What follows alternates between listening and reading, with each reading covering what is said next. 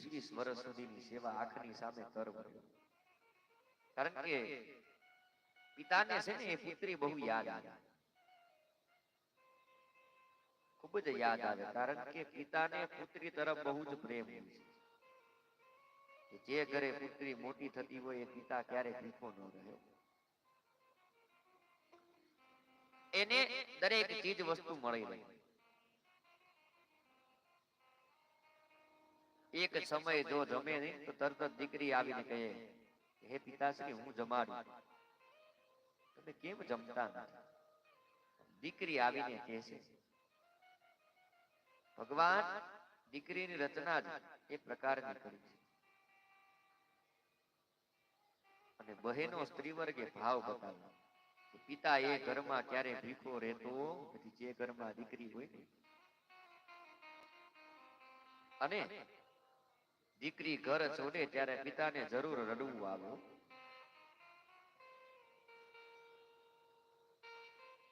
એનું નામ જ્યાં લેવામાં આવે ત્યાં તો આંખમાં છે ને આંસુ આવી જાય. હવે પાર્વતીજી તૈયાર થયા અને બધાય એ માતા પાર્વતીને વિદાય આપી. હે બેટી તું સાસુ સસરાની સેવા કર. અને રડતી આંખે સૌ વિધાતાને કહી રહ્યા કે હે ભગવાન,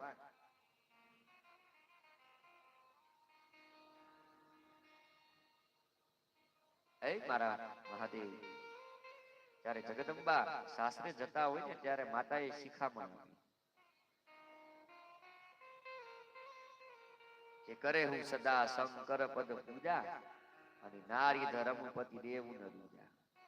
વચન કહત પરે લોચન બારી અને બહુરી લાઈ ઉર લીધી મારી કત બીજી સૃજી નારી જગ માહી અને પરાધીન સપને હું સુખ. આમ દીકરી જ્યારે વિદાય થતી હોય ત્યારે એના માતા પિતા પણ રડતા હોય દીકરીની વિદાય.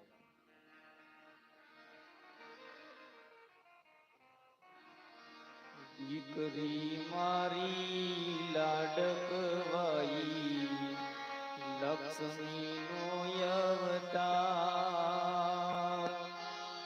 એ સુવે તો રાત પડે ને જાગે તો સવાર. દીકરી મારી લાડકવાઈ લક્ષ્મી નો અવતાર. એ સુવે તો રાત પડે ને જાગે તો સવાર.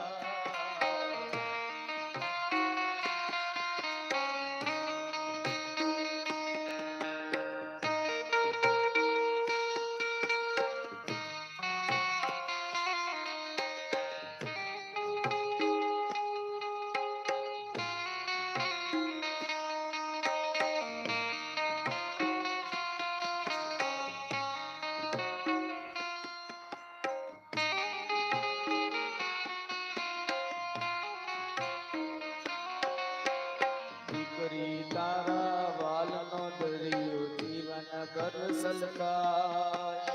પામતા જીવન માતા પિતાનું ધન્ય થઈ જાય, ધન્ય થઈ જાય. દીકરી મારી લાડકવાઈ લક્ષ્મી નો અવતાર. એ સુવે તો રાત પડે ને જાગે તો સવાર.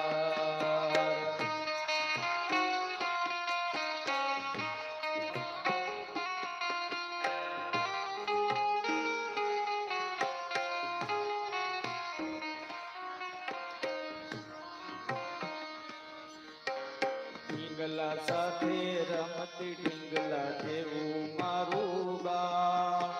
રમતા થાકીને ભૂખ લાગે તો કેળા તૈયાર. રૂપમાં તારો લાગે મને પરીનો અણસાર. દીકરી મારી લાડકવાઈ લક્ષ્મી નો અવતાર. એ જાગે તો રાત પડે ને જાગે તો સવાર. દીકરી મારી લાડકવાઈ લક્ષ્મી નો અવતાર.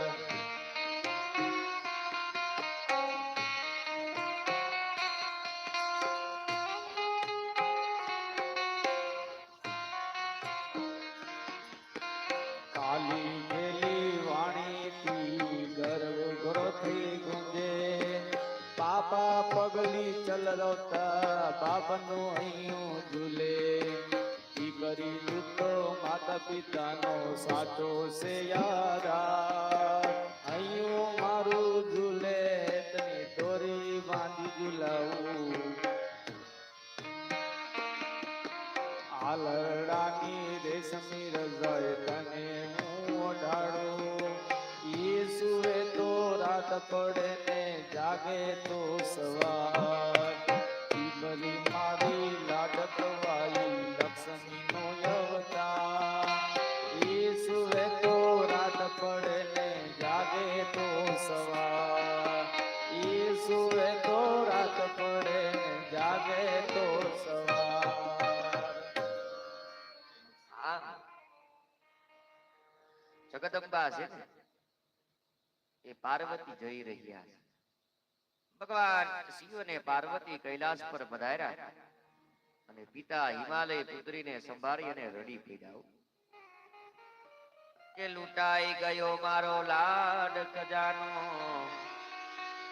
અને તાત હું જોતો રહ્યો એ જાન ગઈ જાનને લઈને સુનો માંડવડો થયો આ કારજા કેરો કડકો મારો ગાંઠથી અને હિમાલયે બધા મિત્રોને વિદાય આપી અને ભગવાન શિવ અને પાર્વતી કૈલાસ ભવનમાં રહેવા લાગ્યા અને શિવ અને પાર્વતીના લગ્ન થયા. એના ઘણા બધા વર્ષો પસાર થઈ ગયા. દેવતાઓ તો હવે રાહ જોઈ રહ્યા છે કે ભગવાનને ઘેર ક્યારે પુત્રનો જન્મ થશે અને ઘણા બધા વર્ષો પસાર થઈ ગયા છતાં પુત્રનો જન્મ થયો નથી. હવે કાર્તિકેય પ્રાગટ્યની પ્રથમ કથા આવે કે દેવતાઓ બધા આવી અને ભગવાન શિવને પ્રાર્થના કરી, હે પરમાત્મા તમે દયા કરો. ભગવાન શિવજી પ્રસન્ન થયા. શિવ પરમાત્મા કહે માંગો. ત્યારે દેવતાઓએ કહ્યું કે આ તમારા દ્વારા સંતાન ઉત્પન્ન થાય એટલા માટે જ તમારા લગ્ન કરવાવ્યા છે. ઘણો સમય પસાર થયો પણ તમારે પુત્ર ઉત્પન્ન થયો નથી. ત્યારે ભગવાન શિવજી કહે અરે દેવતાઓ, તમને એટલો ખ્યાલ નથી કે ભ્રુકુટી વિલાસ માત્રથી હું બ્રહ્માંડ ઉત્પન્ન કરી શકું, પછી પુત્ર ઉત્પન્ન ન કરી શકું. કારણ કે પુત્રને ઉત્પન્ન કરવા માટે મારે લગ્ન કરવાની જરૂર નથી. અને દેવતાઓ પર પરમાત્મા શિવજીનો મહિમા ગાય. દેવતા પ્રાર્થના કરે અને કહે કે હે પરમાત્મા દયા કરો. ભગવાન સદાશિવજીએ કહ્યું કે મારા શરીર દ્વારા હું તેજ ખલી કરીશ અને એ તેજ દ્વારા પુત્ર ઉત્પન્ન થશે. અને એ સૂચના કરતા દેવોએ અગ્નિદેવને કહ્યું કે તું ભગવાન સદાશિવના તેજનો સ્વીકાર કર. અને અગ્નિદેવે હોલાનું સ્વરૂપ ધારણ કરી અને ભગવાન શિવના તેજનો સ્વીકાર કર્યો. અને અગ્નિદેવના પેટમાં જતા જ બધા દેવના પેટમાં શિવ તેજ ગયું અને શિવના તેજનો સ્વીકાર અને એ તેજ પેટમાં જતા જ અંદર મોટો અગ્નિ પ્રગટ થયો અને બધાને બળતરા થવા લાગી. અને અગ્નિ દેવના મુખમાં જે આપણે આપીએ છીએ ને એ બધા દેવના પેટમાં. એટલે જ આપણે યજ્ઞ કરીએ છીએ દરરોજ. એ શક્તિ હોય, ભક્તિ હોય, સમય હોય તો દરરોજ યજ્ઞ પણ કરવો જોઈએ. ભગવાનની માળા કરવી જોઈએ. યજ્ઞ કરીએ ને તો દેવતા પુષ્ટ થાય. અને જે આહુતિ આપણે અગ્નિ દ્વારા દેવતાઓને આપી, જે દેવતાઓનું નામ લઈએ એ દેવતાઓ એ આહુતિ પહોંચાડે. આમ અગ્નિ દેવતા છે ને એ પોસ્ટમેન જેવું કામ કરે. દેવનું મુખ અગ્નિ છે અને એ અગ્નિના મુખમાં જે કાંઈ જાય એ બધા દેવના એ ઉદરમાં જાય. અને અંદર દાવાનળ ચાલુ થયો. બધા દેવને ચિંતા થઈ અને તેઓ ભગવાન શિવજી પાસે આવ્યા અને શિવજી પરમાત્માને વિનંતી કરી કે હે ભગવાન, અંદર દાવાનળ ચાલુ થયું, અમારાથી હવે જઈ શકાતું નથી અને આ તારકાસુરનો નાશ નહીં થાય એ પેલા તો અમારો નાશ થઈ જશે. ભગવાન શિવજીએ કહ્યું કે ઉલટી કરી નાખો. બધા દેવતાઓએ તેજ ઉલટી દ્વારા બહાર કાઢ્યું અને પોત પોતાના સ્થાને ગયા અને અગ્નિ દેવના પેટમાં રહેલું તેજ બહાર નીકળી શક્યું નહીં અને વારંવાર ભગવાન શિવજી પાસે તો ન જઈ શકાય. અગ્નિ દેવતાએ વિચાર કર્યો કે હવે શિવજી પાસે ન જવાય અને અગ્નિદેવે નારદ ઋષિ પાસે ગયા અને વિનંતી કરી. નારદ ઋષિએ સલાહ આપી કે ગંગા નદીના કાંઠે મહામાસમાં જ્યારે કોઈ ઋષિની 6 પત્ની તારી પાસે આવે ને ત્યારે તું એ ભગવાન શિવજીનું તેજ એ ઋષિ પત્નીઓને આપજે અને ત્યાં સુધી બાપા તું ધીરજ રાખ. અને ભાગ્યમાં જેટલું દુઃખ ભોગવવાનું છે ને એટલું તો ભોગવવું જ પડે હો. અને નારદ ઋષિની સલાહ માની અને અગ્નિ દેવતા ગંગા નદીના કાંઠે રહેવા માટે ગયા અને મહામાસની રાહ જોવા લાગ્યા. સમય પસાર થયો. એક ઋષિ ત્યાં રહેતા હતા અને તેને 7 પત્નીઓ હતી અને 7 બહેનો ગંગામાં સ્નાન કરવા માટે ગઈ અને અગ્નિ પ્રગટાવ્યો અને 7 બહેનોમાંથી 6 બહેના પહેલા સ્નાન કરીને તૈયાર થઈ અને ઠંડી લાગતા અગ્નિ દેવતાની પાસે તાપવા ગઈ અને અગ્નિ દેવતાએ ભગવાન સદા શિવનું તેજ રૂવાડા દ્વારા 6 બહેનોનું આપ્યું અને 6 બહેનો આવી અને 7મી બહેન પાસે અને બધી વાત કરી અને પછી 7 બહેનો ઋષિની પાસે ગઈ. 7મી હતી ને નિર્દોષ બહેન હતી, જેને ઋષિને ફરિયાદ કરી અને આ 6 બહેનો તમારી આજ્ઞા સિવાય અગ્નિ પાસે ગયેલી, અનર્થ સર્જાનો. અને ઋષિએ શ્રાપ આપ્યો કે જાઓ તમે મને મુખ ન બતાવો અને પતિની આજ્ઞા ગંગા નદીના સ્નાન કરવાથી હોય તો ગંગા નદીમાં સ્નાન કરવાનું. અને 6 બહેનો જતા હતા અને 6 બહેનોને એકત્ર કરી હિમાલયમાં ફેંકા એના ગર્ભને અને હિમાલયમાં પણ દાવાનળ સરગ્યો. હિમાલયને થયું કે આ શું? હિમાલયે જોયું તો આ તો ગર્ભ છે અને તેને ગર્ભને ગંગા નદીમાં ફેંકતા નદીના દાવાનળ ચાલુ થયું અને ગંગા મૈયાને એમ થયું કે આ શું? તપાસ કરી તો જાય તો આ તો ગર્ભ છે. અને ગંગા નદીએ એના પ્રવાહમાંથી દૂર ફેંક્યું એટલે કાસડાની વનસ્પતિમાં જંગલમાં ગયો અને ભગવાન શિવજીનું એ તેજ આટલી પ્રક્રિયામાંથી પસાર થયું અને એ ગર્ભ છેવટે જંગલમાં સુંદર ભાગ્યવાન તેજસ્વી બાળકના રૂપમાં પરિણમ્યો. માગસર મહિનો, શુક્લ પક્ષ, 6ઠ તિથિ અને ભગવાન શિવજીને ત્યાં એ સંતાન પ્રગટ થયું. અને આગળ શિવ પુરાણમાં શ્લોકમાં કીધું કે માર્ગમાં શેષિત પક્ષો તીથો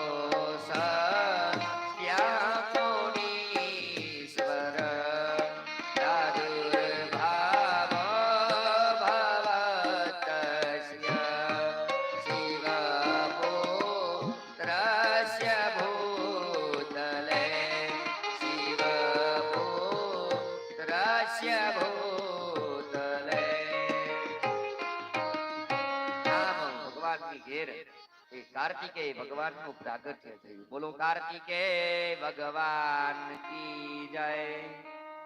આકાશમાંથી પુષ્પવૃષ્ટિ થઈ અને ભગવાન શિવનું સંતાન છે. હવે માતા પિતા કોઈ નહીં, આ તો જંગલ હતું. એટલે વિશ્વામિત્ર નામના એક સંત આવ્યા અને જોયું અને આ અનાથ બાળક કોણ છે? અને માતા પિતા કોઈ છે નહીં, એમને એને સંસ્કાર આપ્યા, સ્નાન કરાવ્યું, નામાભિદાન થયું, ઘણી સેવા કરી કે જેનું કોઈ ન હોય તેની સેવા કરવામાં આવે ને તો પુણ્ય મળે. અને અનાથની, અપંગની, અંધની સેવા કરવાથી પણ બહુ પુણ્ય મળે. અને વિશ્વામિત્રે સેવા કરી અને કાર્તિકેય પ્રસન્ન થયા અને કીધું કે માગો માગો.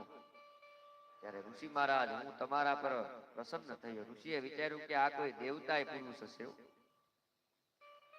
અને વિશ્વામિત્રજીએ માગણી કરી કે મને છે ને ભગવાન રામનું દર્શન કરાવો. કાર્તિકેયે કહ્યું કે ત્રેતાયુગમાં અયોધ્યા નગરીમાં તમે જશો અને એક શબ્દનું ઉચ્ચારણ કરશો તો તમારા આશ્રમમાં ખુદ રામ આવશે. અને કાર્તિકેયની વિશ્વામિત્રે ખૂબ સેવા કરી. અને વિશ્વામિત્ર વિદાય લીધી અને 6 કૃતિકા નામની બહેનો આવી અને કાર્તિકેય એકલાને જોયા. 6 બહેનોને એમ થયું કે અરે આ તો કોઈનું સંતાન છે. અને 6 બહેનો એ અરસ પરસ ચર્ચા કરવા લાગી. એક બહેન કહે કે આ મારો પુત્ર છે, બીજી કહે કે આ મારો છે, ત્રીજી કહે કે આ મારું સંતાન. અને 6 માતાના ને એમ થયું કે આ મારું સંતાન છે, મારો પુત્ર હું લઈ જઈશ, હું લઈ જઈશ. 6 બહેનો ઝઘડવા માંડ્યા અને કાર્તિકેય વિચાર કર્યો કે હું છું એક અને આ માતા 6 છે. અને એમ કાર્તિકેય 6 મુખ કર્યા, 6 સ્વરૂપ લીધા અને 6 મુખ કરવાથી એ સદાનંદ કહેવાયા. 6 માતાઓએ સંપ કરી અને કાર્તિકેયને પોતાને ઘેર લઈ ગઈ અને લાલન પાલન કર્યું. ઉત્તમ સંસ્કાર આપ્યા અને કાર્તિકેય યુવાન બની ગયો. અને એક વખત કૈલાસ ભવનમાં પાર્વતીજીએ શિવજીને કહ્યું, હે પ્રભુ, તમારાથી તેજ પ્રગટ થયું, તેનાથી પુત્ર તો અવશ્ય જન્મો હશે ને, એટલે તેની માં હું કહેવા. એટલે મારા પુત્રને અત્યારે તમે શોધી આવો. અને દેવતાઓને પૂછવામાં આવ્યું અને દેવોએ અગ્નિદેવને પૂછ્યું કે અગ્નિદેવ, આ બધા ઋષિની 6 પત્નીઓને પૂછો કે 6 પત્નીઓએ કહ્યું કે હિમાલયને પૂછો. હિમાલય પછી ગંગાના કાછડામાં ને છેવટે કૃતિકાઓ પાસેથી પુત્રની ભાળ મળી. અને ભગવાન શિવજીએ સૂચના આપી કે જાઓ અમારા સંતાનને લઈ આવો. અને દેવતાઓ કાર્તિકેયની પાસે ગયા અને તેમને વાત કરતા ન આવડી યુદ્ધ થઈ ગયું. અને દેવતાઓ પાછા ભગવાન પાસે આવ્યા અને શિવજીને કહે કે બાળક નાનો છે પણ આ તો શિવનું સંતાન છે.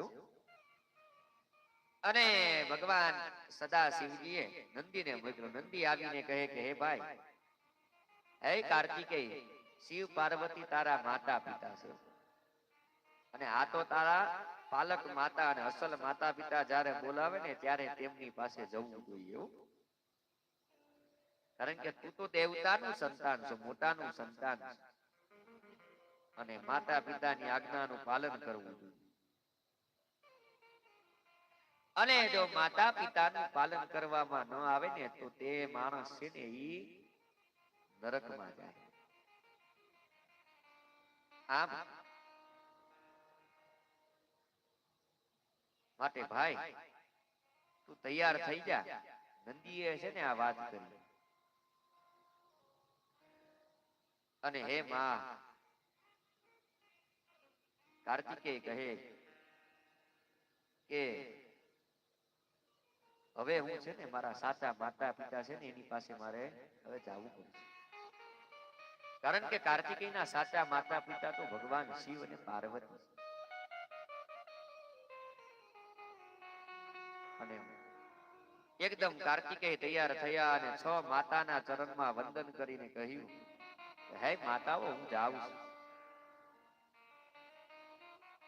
તો તમારી સામે હું પ્રતિજ્ઞા કરીને કહું કે આખી જિંદગીમાં તમારે ક્યારે ગરીબાઈ નહીં આવે, દુઃખ નહીં આવે અને જ્યારે જરૂર પડે ને ત્યારે તમે મને યાદ કરજો.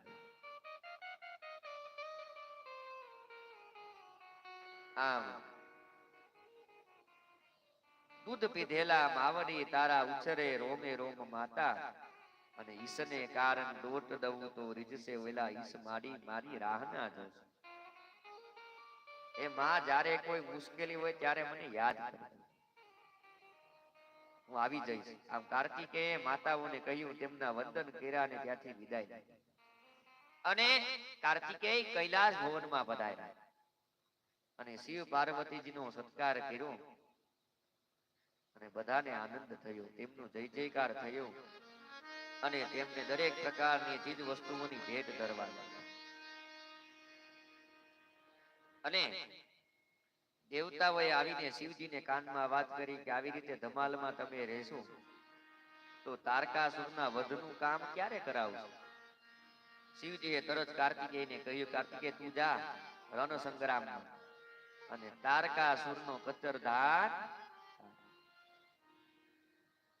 અને કાર્તિકેય પિતા શિવજીની આજ્ઞાનો સ્વીકાર કર્યો અને કાર્તિકેય તારકાસુરને મારવા ગયા. બંને વચ્ચે ભયંકર યુદ્ધ થયું અને છેવટે કાર્તિકેયના હાથે એ તારકાસુરનો વધ થયો અને દેવતાઓએ પુષ્પની વૃષ્ટિ કરી અને કાર્તિકેયને વિજયી બનાવ્યા. બોલો કાર્તિકેય ભગવાન કી જય. અને કાર્તિકેય કૈલાસ ભવનમાં પધાર્યા અને તેમને દેવતાના સેનાપતિ તરીકે ભગવાન સદાશિવજીએ આરૂઢ કર્યા. આ ભગવાન શિવ મહાપુરાણની કથા છે ને, શિવ અને શિવ પરિવારના સભ્યો એક વ્યક્તિ ચડિયાતા છે અને દેવતાના સેનાપતિ બન્યા છે કે પિતાની આજ્ઞાનો સ્વીકાર કરી કયો યુવક રણ સંગ્રામમાં જાય. બતાવ્યું ને કથામાં કે પિતાની આજ્ઞા હતી એટલે એને તારકાસુરનો વધ કર્યો. કાર્તિકેય ધન્ય છે કાર્તિકેય જેવા કે જે યુવાની કાળમાં પિતાની આજ્ઞાનો સ્વીકાર કરી અને સંગ્રામમાં તારકાસુર જેવા અસુરનો નાશ કર્યો અને પરાક્રમના કામ કર્યા. દેવતાના સૈન્ય પર સેનાપતિ તરીકે આરૂઢ થયા અને સવે જય જયકાર કર્યો. અને આગળ શિવપુરાણના શ્લોકમાં કીધું, ઇત્યેવ કથિતં સર્વં કુમાર ચરિતં મુને સેવમાં ચ સુખદં દિવ્યં કિમન્યોત સોતુમીચ્છતિ કિમન્યોત સોતુમીચ્છસી.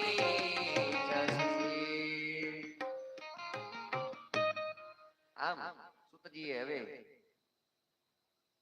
આગળ કથામાં કીધું, ગણપતિ ચરિત્રની કથા અને શિવ મહાપુરાણ આગળ શ્લોકમાં કહે કે તારકારે રીતિ શ્રુત્વા વૃત્તમદ્ભુતમોત્તમં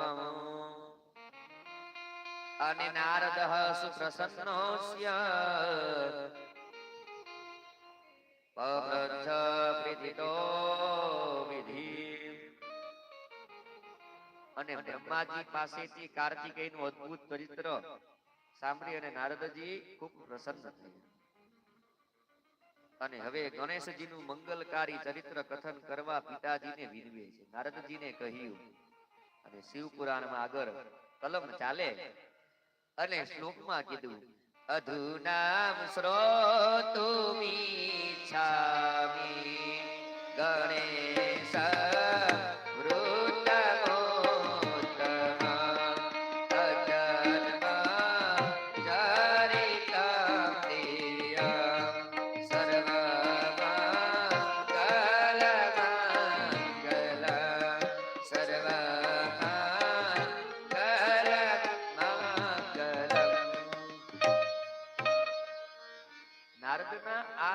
સાંભળી અને પરમાત્મા શિવજીનું ધ્યાન ધરવામાં આવે છે. ભગવાનનું ધ્યાન એનો એક શ્લોક બતાવ્યો, ધ્યાયેન નિત્યમ મહેશમ રજત ગિરિનિભમ ચારુ ચંદ્રાવતંસં કે રત્નાકલ્પોજ્વલાંગમ પરશુભગવરા હસ્તમ પ્રસન્ના પદ્માસીનમ સમન્તાત સ્તુતમર ગણેર વ્યાઘ્રકૃતિમ વસાનમ વિશ્વાદ્યમ વિશ્વવંદ્યમ નિખિલ ભયહરામ પંચવક્તરમ ત્રિનેત્રમ.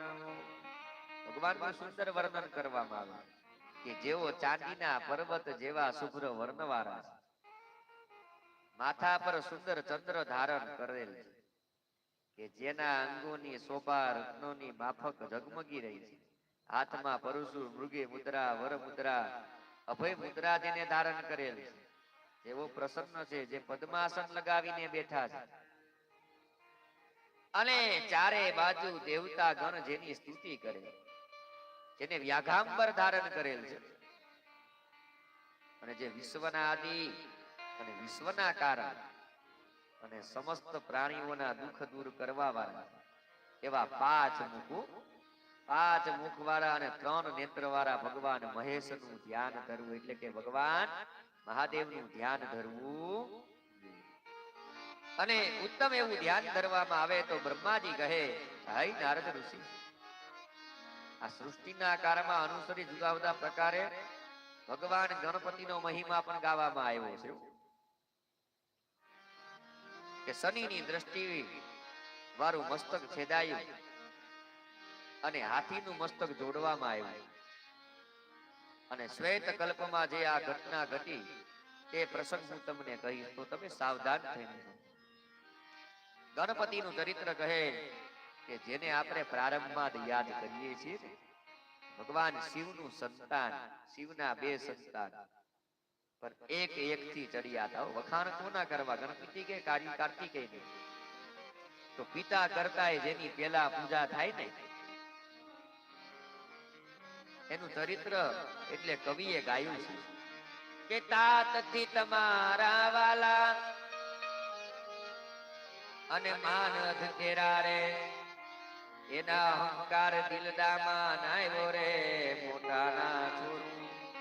અને વેલા વેલા પાટે પધારો રે શિવ જોઈના છોરું, વેલા વેલા પાટે પધારો એવ શિવાજીના છોરું.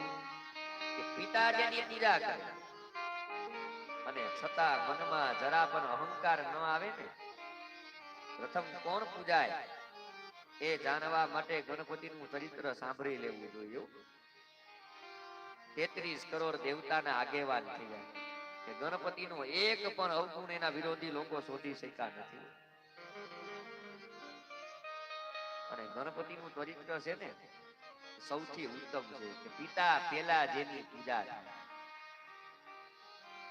જરાય અહંકાર નહીં. એ તો હાથીનું માથું હોય તો થાય, આ માનવના માથાથી નહીં થાય. એટલે હાથીનું માથું રાખ્યું, જેનું પેટ ફાંડ મોટી હોય એ પૂજાય. ગણપતિ દાદાએ એ કર્યું કે હવે આપણી ફાંડ તો એના કરતા મોટી, પણ આમ કોઈ પાસે બેસવા જાય પણ રાજી ઉપરથી કહે છે આગો પછી પૂજાવાથી તો ક્યાં વાત. આવું જે ઉત્તમ ચરિત્ર, જેનું વાહન છે ને ઉંદર, આગેવાનો એ આ સમજવા જેવું. એના કાન છે ને એ મોટા, લાંબુ નાક, ઉંદરનું વાહન, પેટ મોટું, હાથીનું માથું હોય અને જીની આંખ હોય એ પૂજાયો. પેલા પૂજાવા માટે, આગેવાન બનવા માટે આ બધી વાત જરૂરી. ગણપતિ દાદા છે ને એ ખૂબ મોટા વજનદારો, કે એની ઉપર બેસે તો એ ઉંદર પણ મરી જાય, છતાં એમને ઉંદરનું વાહન પસંદ કર્યું. એનું દિવ્ય અને અદ્ભુત ચરિત્ર. વળી આ ચરિત્રની મજા એ કે ગણપતિ દાદાને યાદ કરે, અને કોઈ પણ ઘરમાં દાદાને યાદ કરે અને ભગવાનને જો કોઈ નૈવેદ્ય પ્રિય હોય ને તો લાડુ. આવા ગણપતિ દાદાની સ્તુતિ કરીએ. વક્રતુંડ મહાકાય સૂર્યકોટી સમપ્રભ નિર્વિઘ્नं કુરુ મે દેવ શુભકાર્યેષુ સર્વદા. ગણેશ્વરાય વરદાય સુરપ્રિયાય લંબોદરાય સકલાય જગદ્હિતાય નાગાનનાય શ્રુતિયજ્ઞ વિભૂષિતાય અને ગૌરી સુતાય ગણનાથ નમો નમસ્તે. પંક્તિમાં કીધું કે હે દુંદારો દુઃખ ભંજનો આય દુદારો દુઃખ ભંજનો અને સદા બારે બેસ અરે સમરતા લખ લાખ દિયે અને ગૌરી નંદ ગણેશ અને ગૌરી તારા પુત્રને મધુરા સ્મરે મોર અને દિવસે સ્મરે હાથ વાણિયા અને રાત્રે સ્મરે ચોર. આપણે ગણપતિના ચરિત્ર તરફ જવું છે કે ગણપતિનું નિર્માણ કેવી રીતે થયું. ત્યારે બ્રહ્માજી નારદજીને કહે કે હે મુનીશ્વર, શંકર છે ને એ સૃષ્ટિ કરતા છે, તેની બાબતમાં શંકા કરવી જોઈએ નહીં. અને તે બધાના અધિપતિ શંકર સગુણ અને નિર્ગુણ છે. હવે તમે ગણેશ ચરિત્ર વિશે સાવધાન પૂર્વક સાંભળો અને આગળ કલમ ચાલે. અને શિવ મહાપુરાણના શ્લોકમાં કીધું કે તલ્લીલયાખિલમ વિશ્વ સૃજ્યતે પાલ્યતે તથા વિનાશ્ય હે મુનિ શ્રેષ્ઠ પ્રસ્તુતા શ્રોણુ ચાદરા પ્રસ્તુતા શ્રોણુ ચાદરા. એક વખત કૈલાસ ભવનમાંથી ભગવાન સદાશિવજી જંગલમાં તપ કરવા માટે ગયા. અને તપ તો પરમાત્મા શિવને બહુ વાલું છે. અને જંગલમાં જઈ આંખ બંધ કરી અને સમાધિ ધારણ કરી, કારણ કે સાચું સુખ જોઈએ તો સમાધિ લેવી પડે, આંખ બંધ કરવી પડે. અને ભગવાન શિવજી જેવા પણ સમાધિનો આનંદ લૂટે છે. બધું છોડી અને જંગલમાં આંખ બંધ કરી જે તપ કરી રહ્યા છે, જીવ જેટલું તપ કરશે, જેટલો સંયમ રાખશે, એટલો એના માટે વધારે આનંદ. અહીંયા કૈલાસ ભવનમાં પાર્વતીજી એકલા છે અને સહેલીઓ સાથોસાથ છે, એની સાથે ચર્ચા કરે. પાર્વતીજી કહે છે કે હે માતાજી, ભગવાન શિવજીને તેમની આજ્ઞા માને એવા તો ઘણા બધા સેવકો છે, પણ તમારી આજ્ઞા માને એવો એકેય પુત્ર છે નહીં. હે માતાજી, સમય બહુ પસાર થઈ ગયો છે અને પતિનો વિશ્વાસ કરવો જેવો નથી, માટે તમારી આજ્ઞામાં રહે એવો કોઈ પુત્ર તમારે જોઈએ એવું. અને પાર્વતીજી કહે કે તમે આવું શું બોલો છો? મારા પતિનું જે કાંઈ છે એ બધું મારું જ છે ને. અને આ તો શક્તિ માં જગદંબા આદ્ય નારી સતી છે. જગદંબાએ કહ્યું કે પતિનું જે કાંઈ છે એ બધું મારું જ છે, અલગ કઈ પણ હોઈ શકે નહીં. વળી પાર્વતીજીએ એ પણ કહ્યું કે આવી ચર્ચા અહીં મારા જોડે નહીં કરો. આવી ચર્ચા કરવાની તમારે શું જરૂર છે? આમ પાર્વતીજી કહે કે મારા ઘરમાં આવી ચર્ચા નહીં કરશો. મને ખબર પડે છે મારે શું કરવું. આ તો સતી જ બોલી શકે, જગદંબા બોલી શકે, પણ સમય પસાર થયો અને ભગવાન સદાશિવજી ઘેર પધાર્યા. અને આમ આર્ય સતી નારીનો એનો ધર્મ છે. અને એ જ વખતે માં પાર્વતીજી સ્નાન કરતા હતા અને જગદંબા શરમાઈ ગઈ અને કઈ કહેવાતું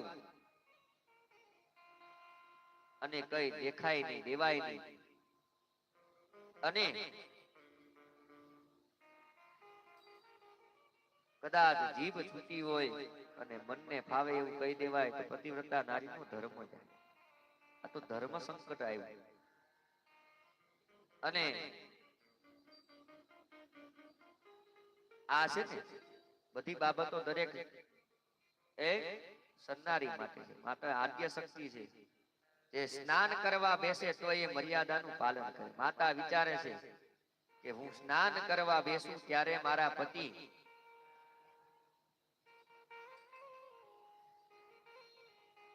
પણ એ મારી ઉપર કૃપા કરે. અને એ જ રીતે આમ કહેવાય કે પ્રહલાદની માતાએ નારદ ઋષિ પાસે સત્સંગ સાંભળ્યો ને,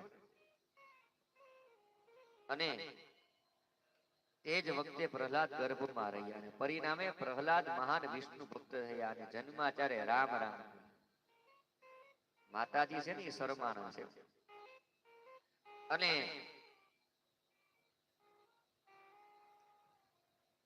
મર્યાદા પણ જે હોય ને સ્ત્રી એવું એનું ઉલ્લંઘન કરે ને, જેને ધર્મ ને પંથે ચાલવું છે ને તેની આ વાત છે.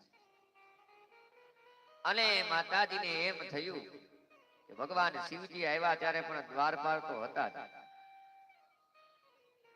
અને શિવજીએ માન્યું ને સમય પસાર થતા ફરી એકવાર સદા શિવજી જંગલમાં તપ કરવા માટે ગયા. અને આજે આદ્ય શક્તિ માને યાદ આવ્યું કે મર્યાદાનું પાલન કરી શકું અને ઘરમાં શાંતિથી હું રહીશ. અને આજે આદ્ય શક્તિ માને યાદ આવ્યું મર્યાદાનું પાલન કરવું, અને મારા પતિને કઈ ન કહેવું પડે તો હું મારા શરીરમાંથી એક સંતાન ઉત્પન્ન કરું.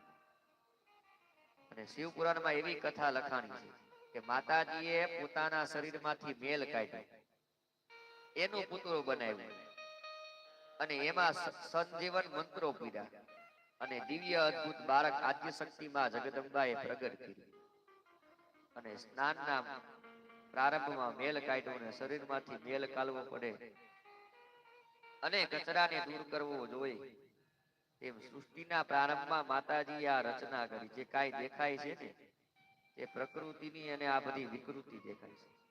સંજીવન મંત્ર ભણી દિવ્ય અદ્ભુત રૂડો રૂપારો સોહામનો પુત્ર મા દ્વારા ઉત્પન્ન થયો. અને શિવ શક્તિમાં જે શિવ પ્રકૃતિ દ્વારા ઉત્પન્ન કરી શકે, અને શિવ વગર શક્તિએ પણ કેટલાક કાર્યો કરી શકે.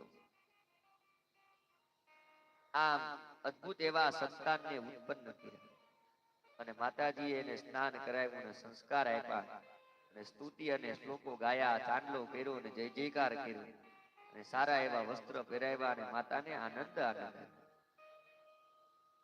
આમ શિવજી છે ને એ ન હોત તો હિન્દુ ધર્મ ન હોત.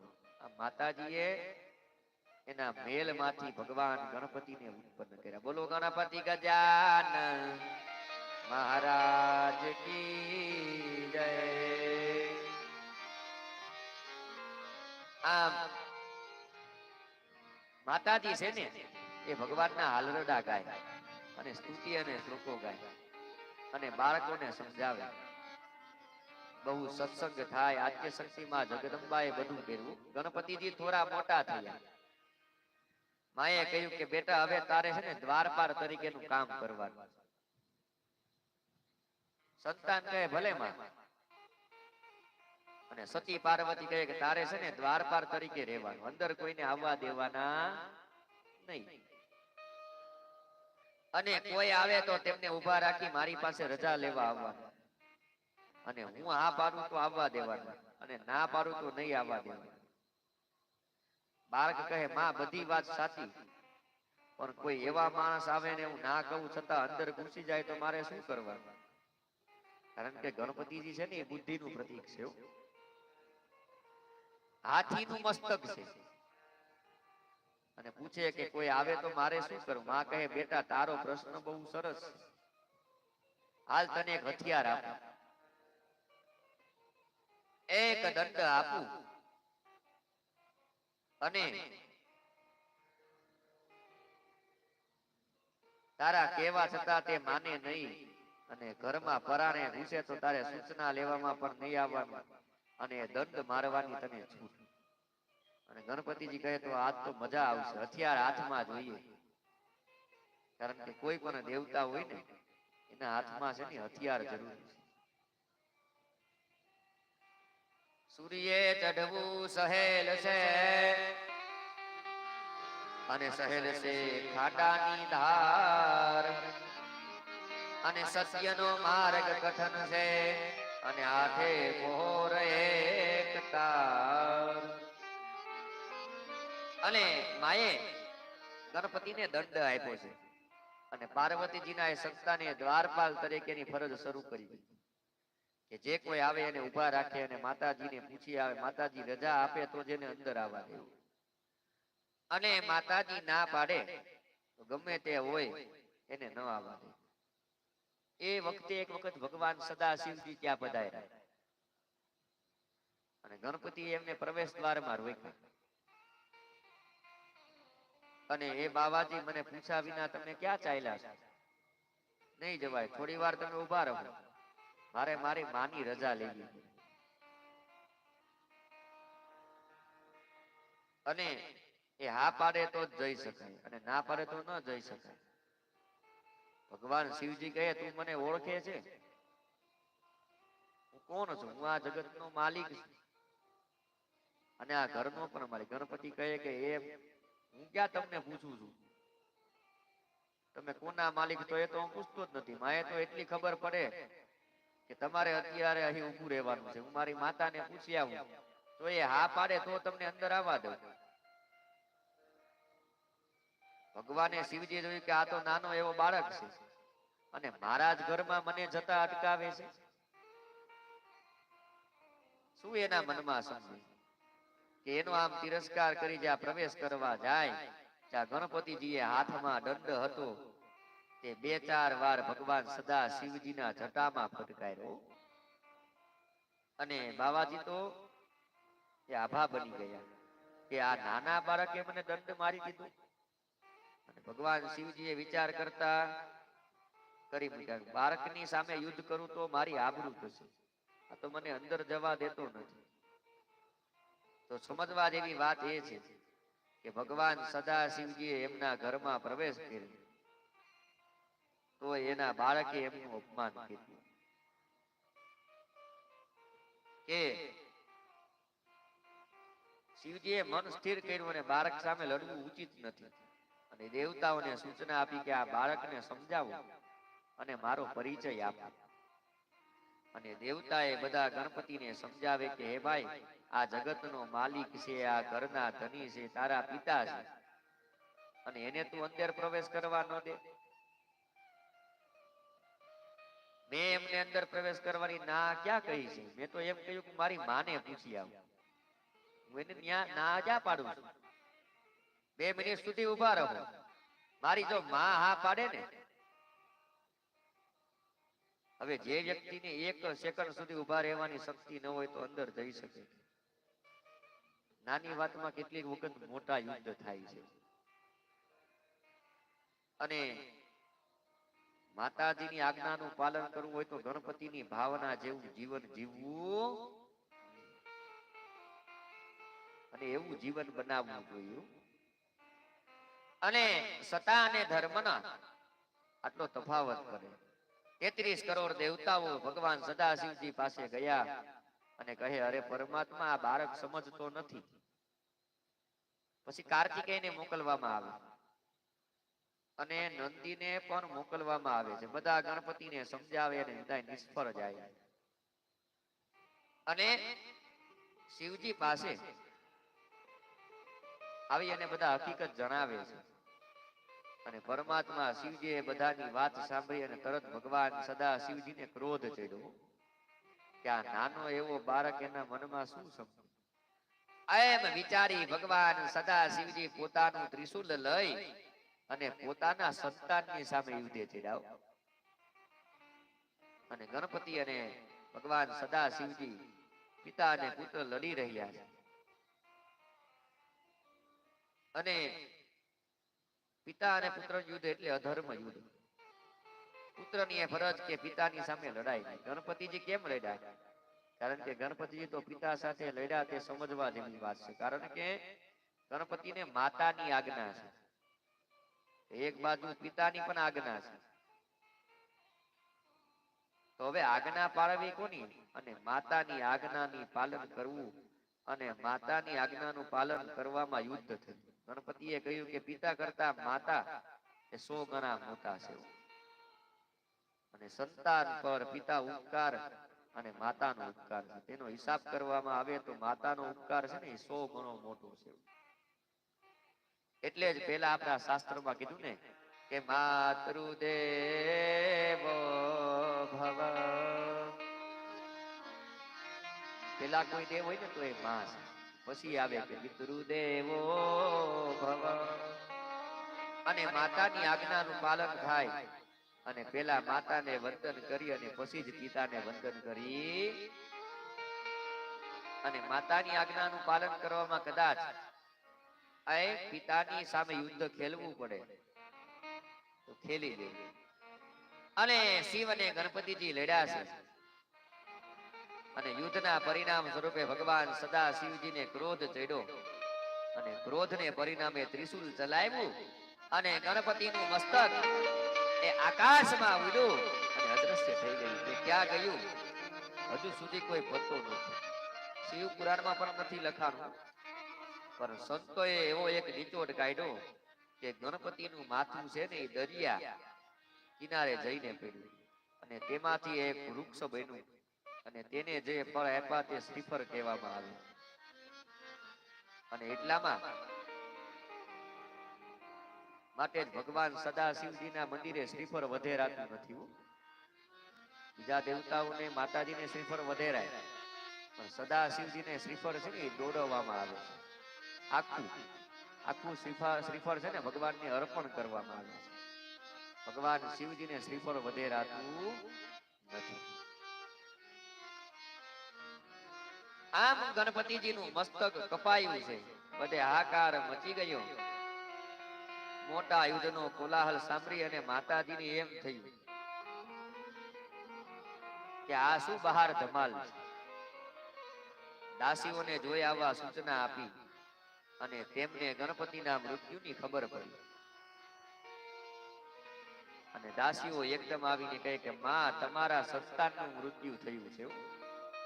અને માતાજી બહાર આવ્યા અને પાર્વતીજીએ પોતાના પુત્રને મસ્તક વિનાનો દેહ જોયો અને તરત જ વાત જાણી અને પાર્વતીને ક્રોધ આવ્યો. અરે મારી આજ્ઞાથી મારા સંતાને ફરજ બજાવી અને એનું મસ્તક કોઈ કાપે તો કેમ સહન થાય.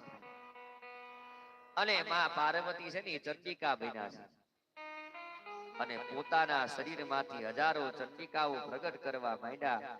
મોટી મોટી જીભ ખાવ ખાવ તેવા શબ્દ બોલે. બધી ચંડિકાઓ પ્રાર્થના કરે કે હે માં કહો શા માટે અમને પ્રગટ કર્યા. અને માતાજી કહે જુઓ દેવતાઓએ બધું કરેલું છે માટે દેવતાઓની પાછળ પડો. પકડી પકડી બધાને કોળિયા કરી ખાઈ જાવ. અને માની આજ્ઞાનો સ્વીકાર કરી ચિત્ર વિચિત્ર અવાજ કરતી કરતી ચંડિકાઓ જે કોઈ દેવતા મળે તેને પોતાના મુખમાં મૂકે અને કોળિયો કરી અને ખાવા લાગી. આજે માં ચંડિકા માં દુર્ગાને વિકરાળ બનેલા જોઈ અને બધા દેવો છે ને એ ભાગવા લાગ્યા. અને દેવોને બચાવવાનો કોઈ રસ્તો નથી. એકદમ બધા દેવો પરમાત્મા સદા શિવજીની પાસે ગયા અને કહે કે હે ભગવાન, હે મારા મહાદેવ, હજારો ચંડિકાઓ ખાવ ખાવ કરતી અમારી પાછળ એ પડી છે. અમારો કોરિયો કરી જાય, તમે દયા કરો, તમે બચાવી શકો એમ છો કે નહીં અમને કહો, નહીતર એકદમ અહીંથી અમે પણ ભાગવા માંગીએ. અને ભગવાન સદા શિવજી કહે અરે પાર્વતીએ આ બધું કર્યું છે અને આનો સામનો મારાથી નહીં થાય. આજે મારે પણ ભાગવું પડશે. અને ભગવાન શિવજી પણ ત્યાંથી ભાગ્યા. અને પ્રકૃતિ જ્યારે નૃત્ય કરે ત્યારે ખેદાન અને મેદાન કરી નાખે.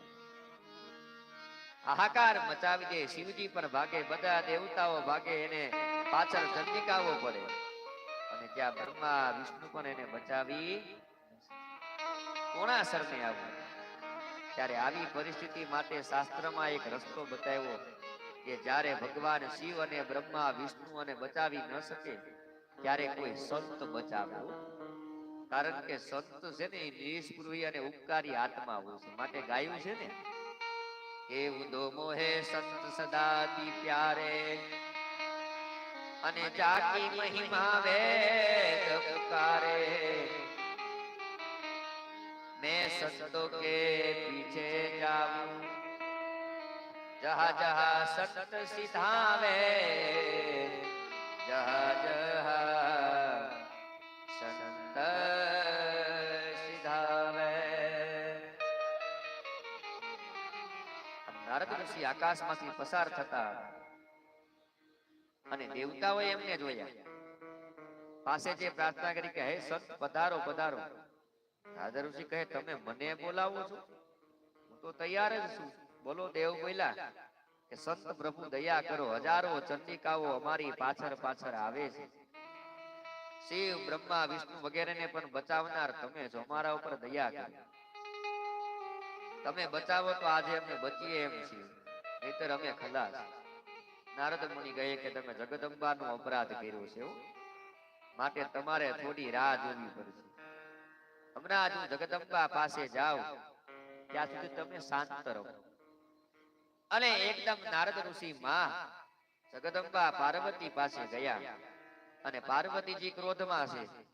અને નારદ ઋષિએ વિચાર કર્યો કે ક્રોધમાં જે હોય એને તે પીંગરાવવા માટે એક સાધન છે કે તેની સમક્ષ વીણા વગાડવી પડે, સંગીત વગાડવું પડે કે જેથી એનો ક્રોધ જતો રહે. બાકી ક્રોધ ઉતારવાનો બીજો કોઈ રસ્તો નથી. એટલે નારદ ઋષિ વીણા વગાડવા લાગ્યા અને કહ્યું કે માં હે જગદંબા તમે દયા કરો. આય માતાજી, હે જગજનની માં હે જગદંબા, માત ભવાની શરણે તુલે હે જગજનની માં હે જગદંબા. હોય ભલે દુઃખ મેરું સરીખા રજ્યનો નાથ વાદે હે જગજનની માં હે જગદંબા, હે જગજનની માં હે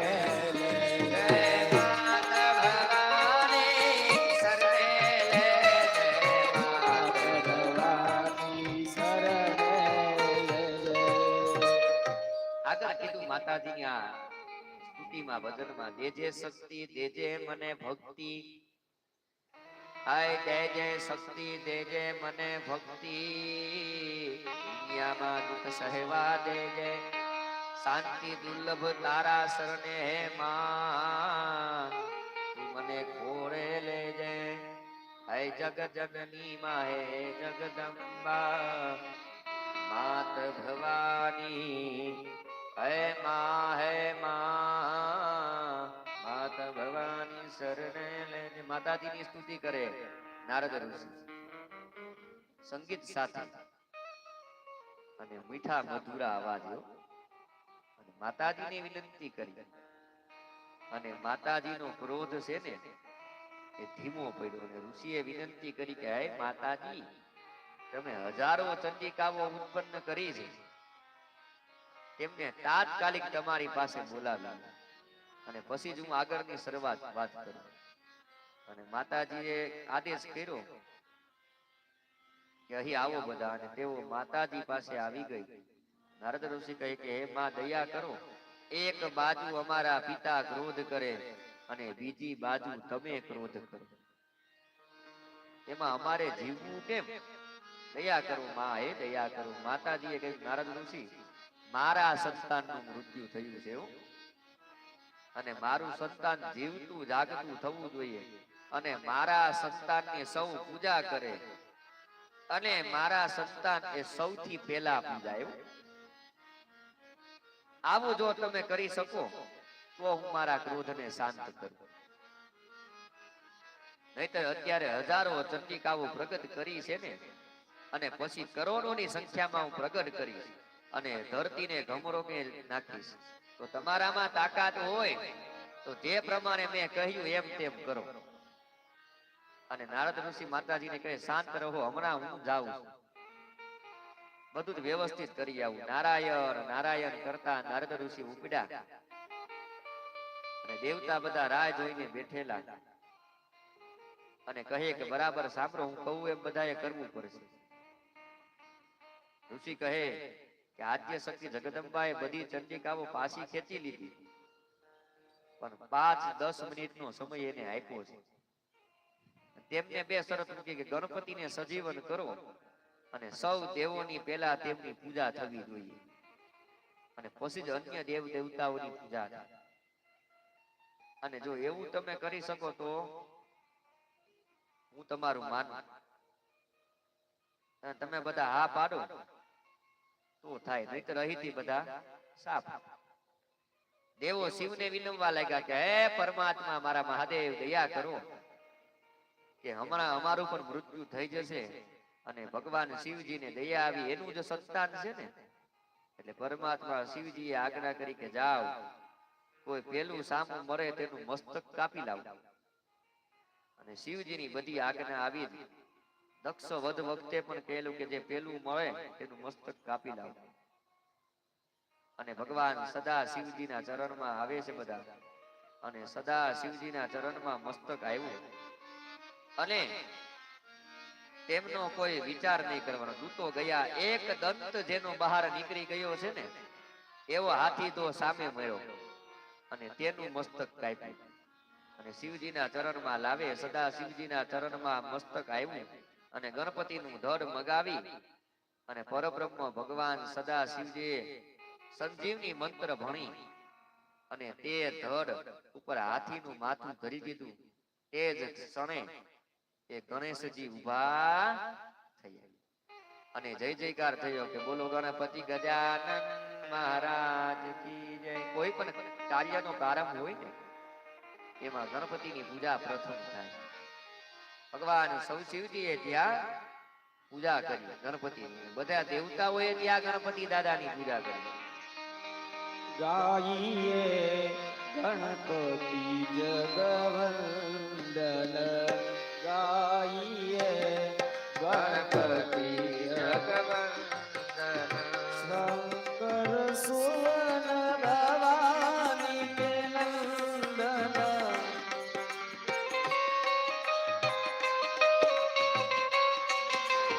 શંકર સુવન ભવાની કે નંદન, ગાઈએ ગણપતિ જગવંદન, ગાઈએ ગણપતિ જગવંદન.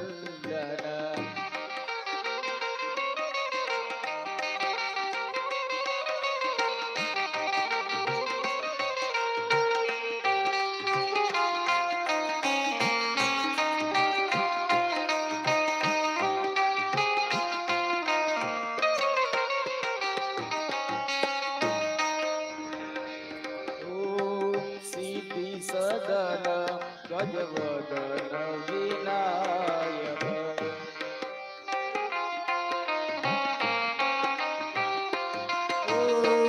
સિદ્ધિ સદન ગજવદન વિનાયક,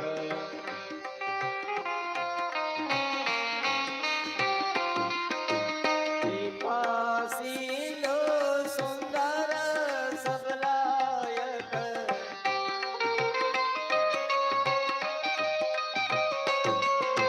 કૃપા સિંધુ સુંદર સબલાયક, ગાઈએ ગણપતિ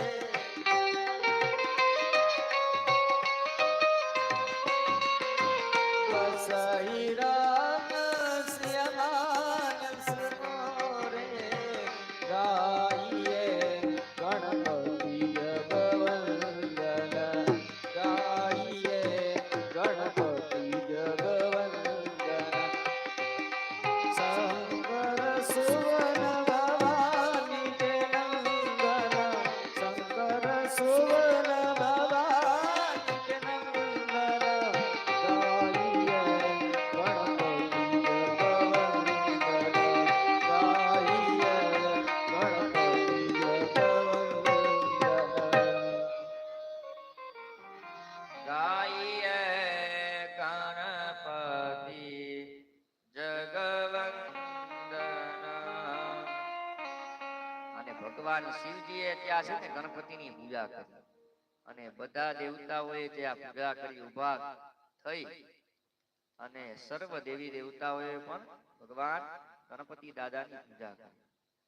અને ભગવાન શિવ બ્રહ્મા વિષ્ણુએ પ્રતિજ્ઞા કરી કે જે વ્યક્તિ ગણપતિની પ્રથમ પૂજા કરે છે અને પછી અમારી કરશે તો જ તેની પૂજા અમને માન્ય રહેશે. એટલે કોઈ પણ શુભ કર્મ હોય ને એમાં પ્રથમ છે ને ગણપતિ બાપાની પૂજા કરવી જોઈએ. શિવ તનય વરિષ્ઠ સર્વ કલ્યાણ મૂર્તિ પરશુ કમલ હસ્તમ શોભિતમ મોદકેન અરુણ કુસુમ માલા યાલલંબોદરસ્ય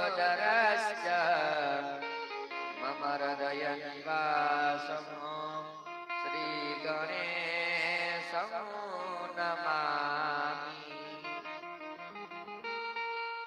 આમ માતા આદ્ય શક્તિ જગદંબા આવી પોતાના સંતાનને ખોળામાં લઈ અને અનેક પ્રકારના આશીર્વાદ વર્ષે છે. હે બેટા, તને ધન્ય છે કે તે મારા માતે મસ્તક આપ્યું અને ગણપતિ જેવો માતૃભક્ત અત્યાર સુધીમાં કોઈ થયો નથી.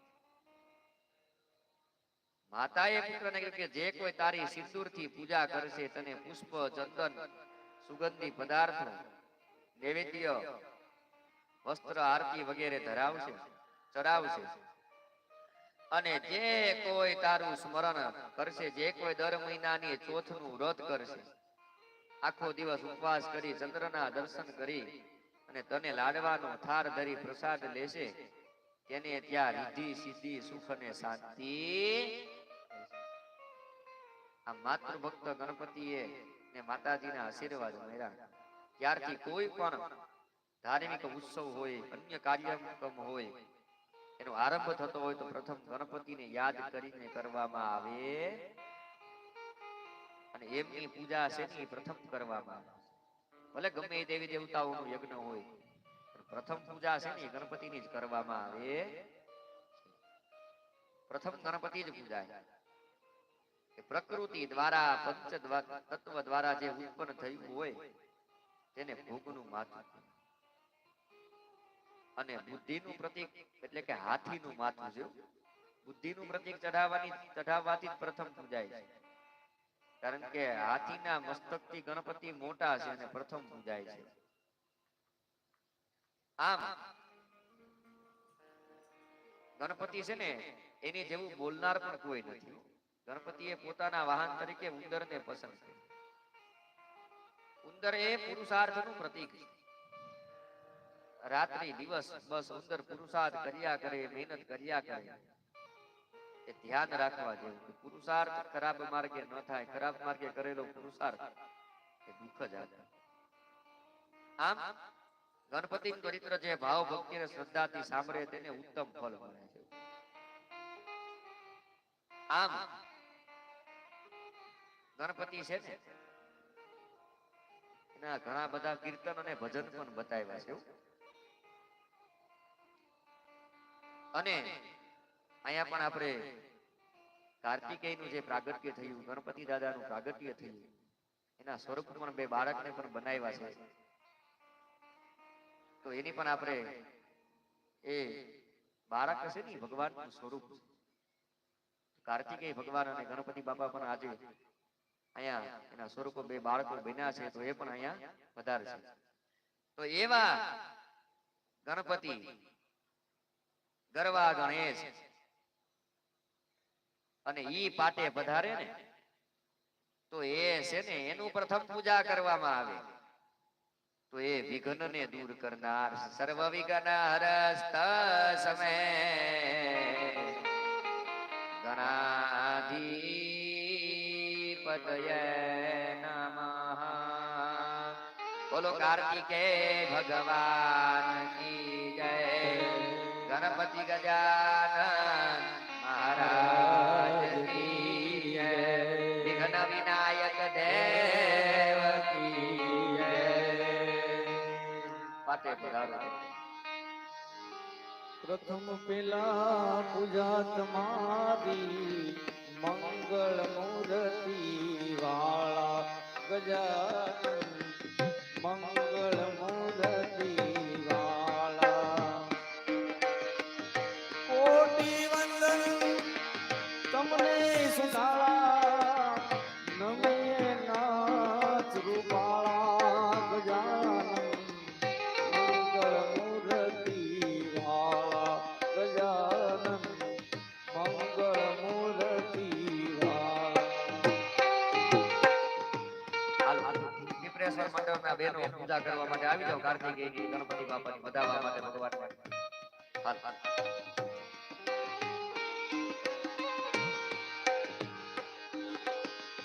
પ્રથમ સમરીએ નામ તમારા ભાગે વિઘ્ન મારા અમારા ભાગે વિઘ્ન મારા. પ્રથમ સમરીએ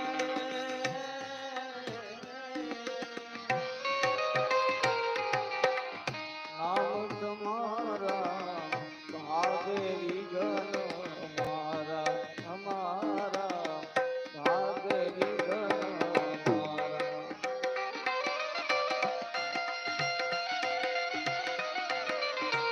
શુભ સુમનીએ તમને સમજીએ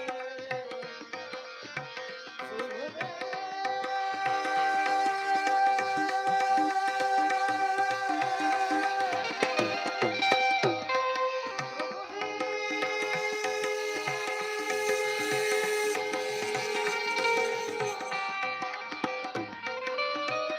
શુભ સુગંધીએ તમને સમજીએ દીન દયાળુ દયાવાળા ગજાનન મંગળ મૂર્તિ વાળા ગજાનન મંગળ મૂર્તિ વાળા.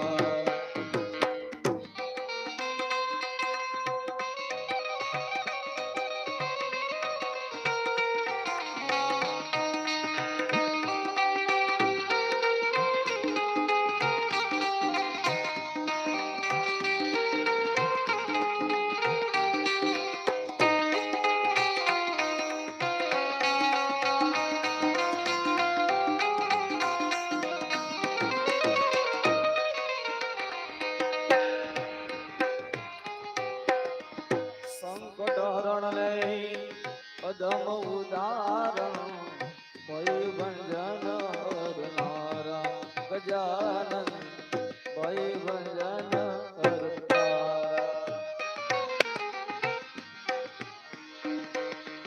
સંકટ હરણ ને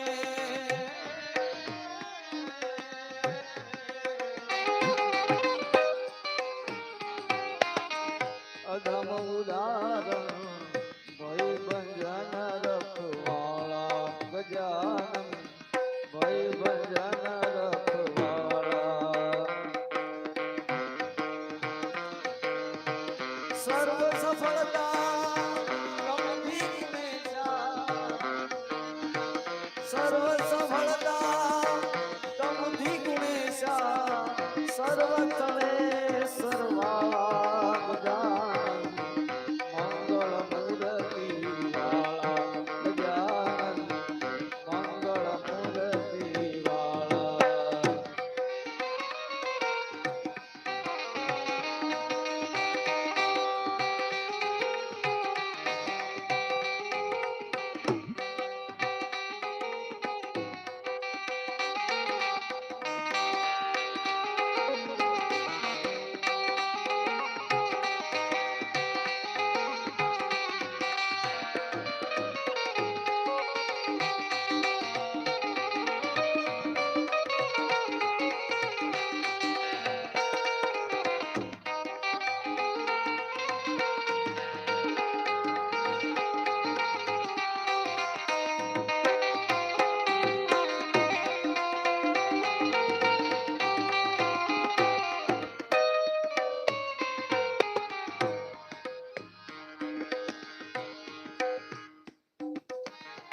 અકળ ગતિ મારા નાથ તમારી જય જય નાથ સુંડાળા સુંડાળા જય જય નાથ સુંડાળા અકળ ગતિ મારા નાથ તમારી જય જય નાથ સુંડાળા સુંડાળા જય જય નાથ સુંડાળા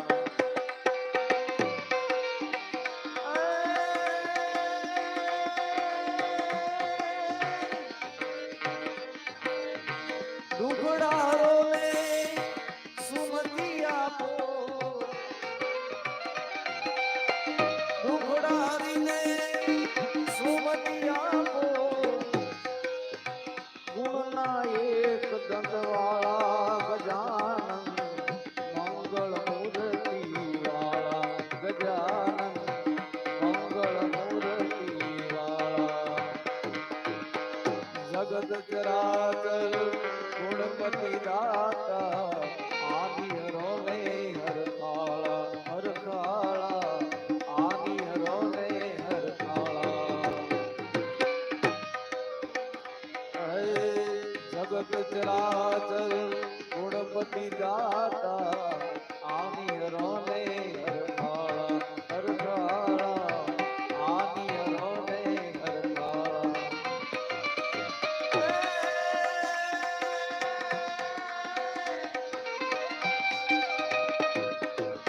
સેવક સમરે ગુણપતિ ગુણને ઉર્મા કરો વાળા ગજાનન મંગળ મૂર્તિ વાળા ગજાનન મંગળ મૂર્તિ વાળા પ્રથમ પહેલા પૂજા તમારી મંગળ મૂર્તિ વાળા ગજાનન મંગળ મૂર્તિ વાળા ગજાનન મંગળ મૂર્તિ વાળા